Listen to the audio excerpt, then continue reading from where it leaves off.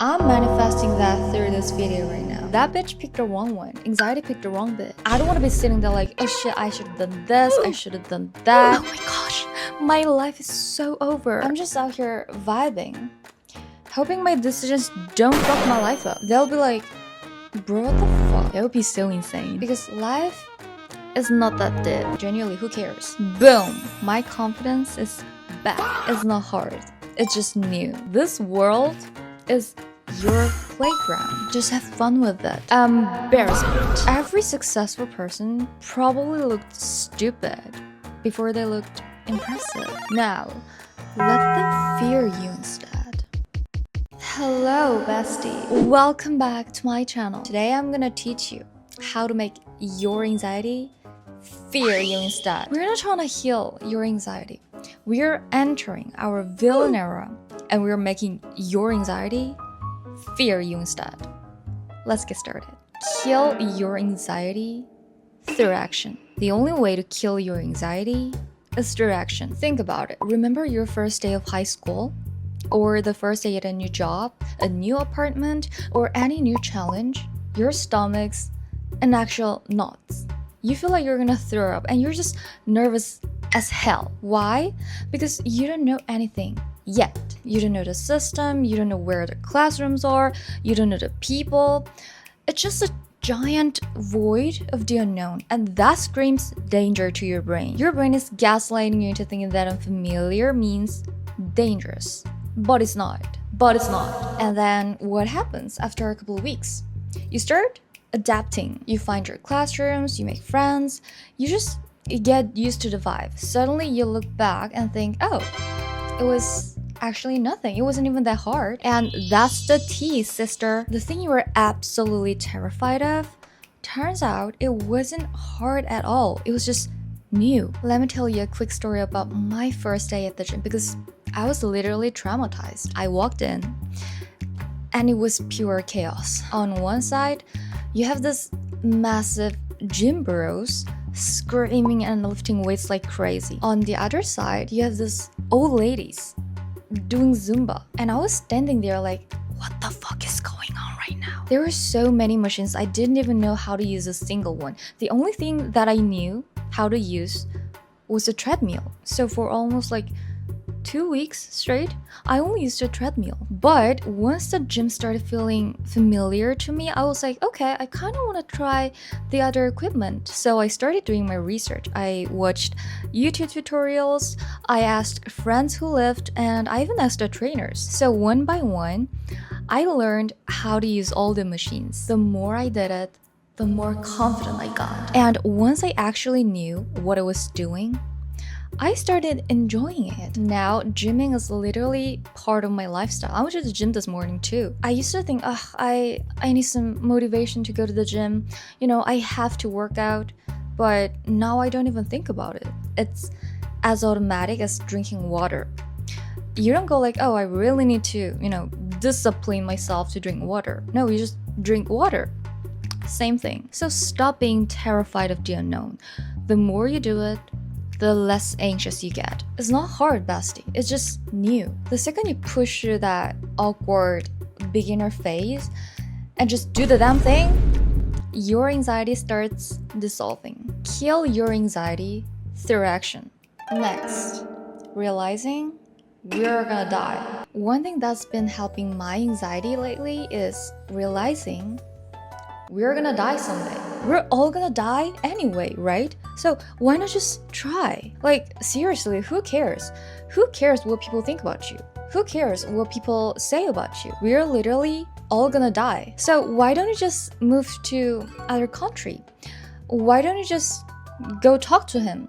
Why don't you just start that business? I want to experience as many things as possible before I die. I want to look back and be like, wow, I really did that. I actually did that. I actually did everything I promised myself I would do. That food, that trip, that business, that experience, those people, that was amazing. Those are the kinds of thoughts I want to have on my deathbed. I don't want to be sitting there like, oh shit, I should have done this, I should have done that. I spent way too much time worrying. Because whenever you watch interviews, of older people, they all say the same thing. They regret worrying too much. And when that many people say the same thing over and over again, it's probably true. So every time I watch those interviews, I remind myself how important it is to try things while you're still, physically young, before your back starts hurting, before your knee starts hurting. And you know what's even better?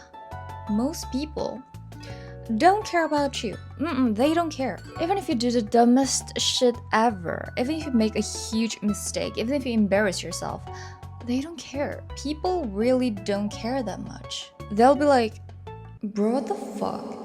And they'll forget about it 5 minutes later. They're too busy dealing with their own lives and their own mess, so they don't really have time to think about you. So make messy mistakes. Like, genuinely, who cares? This world is your playground. Just have fun with it. Think back to when you were a kid. You'd run around the playground with your friends, having so much fun, but you'd also fight with your friend, get hurt, fall down, but it was still fun, right? You didn't go like, oh my gosh, my life is so over. No, because you were just playing. You were just vibing in the moment. Try looking at life the same way. Just be a child. Like, who cares? You're basically just playing in a giant playground right now. Next, how to fake confidence. Did you know you can fake confidence through method acting? I'll tell you how to do it, sis. I got you, sister. So there are so many different types of anxiety. Relationship anxiety, future anxiety, social anxiety, perfectionism anxiety. That list never ends. And you don't know what to do or how to act when a certain anxiety kicks in. I suggest you to get a role model. Find someone you genuinely want to become and study them. Study them. Doesn't matter if it's a real person, a Netflix character, a movie character, an influencer, whoever. Just pick someone who makes you think like, damn, I kind of want to be like them. And then literally study them. I'm talking about their voice, their style, their facial expressions, the way they walk, the way they talk, the way they react to things. Like, fully observe them and then embody them. This is basically method acting, and it works way more than people think. Because when you observe someone's behavior long enough, you start collecting data on them. You can almost predict how they would react in certain situations. Like, let's say you picked Maddie from Euphoria. And let's say somebody does something really disrespectful to you and you want to stand up for yourself, but you just don't know what to do in the moment. So instead of thinking, oh my gosh, what do I do? You think, okay, what would Maddie do? Maddie is not just gonna sit there silently and let someone walk all over her. She's gonna stand up for herself. Like, you dumb fucking bitch, I'm gonna... And suddenly it becomes easier for you to do it too. Because in that moment, you're not you. You're confident AF. You're Maddie. This is how you fake your confidence. I say this a lot in my manifestation videos. So if you're new here, go watch those. Your brain doesn't know the difference between imagination and reality. It just accepts whatever gets repeated in your mind over and over as truth. So when you keep mentally rehearsing yourself being confident, your brain doesn't know if it's fake or not. That's why acting confident works. Because over time, you stop acting. You're not acting anymore. It slowly becomes your default state. You don't have to force the energy anymore. You don't have to fake the confidence anymore. Because now your brain is like, okay, this girl confident AF. You're a confident person. Next, why people choose familiar pain over unknown happiness. A lot of people are not actually scared of pain.